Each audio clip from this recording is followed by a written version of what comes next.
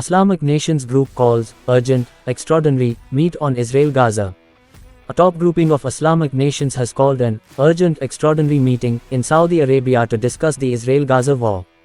The Organization of Islamic Cooperation (OIC) seeks to address the military escalation and threat to defenseless civilians in Gaza. Saudi Arabia, which chairs the current session of the Islamic Summit, has invited the member nations for the meeting to be held in Jeddah on Wednesday.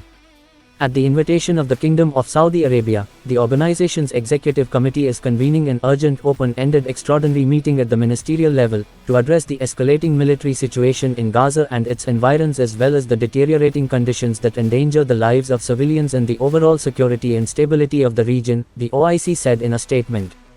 The OIC is the second largest organization after the United Nations with a membership of 57 nations spread over 4 continents. It calls itself the collective voice of the Muslim world.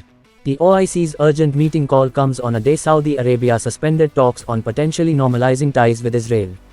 Hamas launched a large-scale attack on Israel on October 7 which killed 1,300 people, sparking a retaliatory bombing campaign that has killed at least 2,215 in the Gaza Strip ahead of a potential Israeli ground invasion of the territory.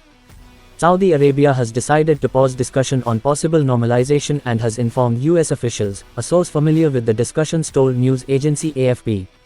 The Gulf Kingdom, home to the holiest sites in Islam, has never recognized Israel and did not join the 2020 US-brokered Abraham Accords that saw its Gulf neighbors Bahrain and the United Arab Emirates as well as Morocco establish formal ties with Israel. US President Joe Biden's administration had been pushing hard in recent months for Saudi Arabia to take the same step. Under de facto ruler Crown Prince Mohammed bin Salman, son of the aging King Salman, Riyadh had laid out conditions for normalization including security guarantees from Washington and help developing a civilian nuclear program. In the week since Hamas launched its attack on Israel, Riyadh has voiced increasing disquiet about the fate of Palestinians in the Hamas-controlled Gaza Strip, where Israel has launched thousands of strikes and ordered the evacuation of the territory's north, prompting thousands to flee.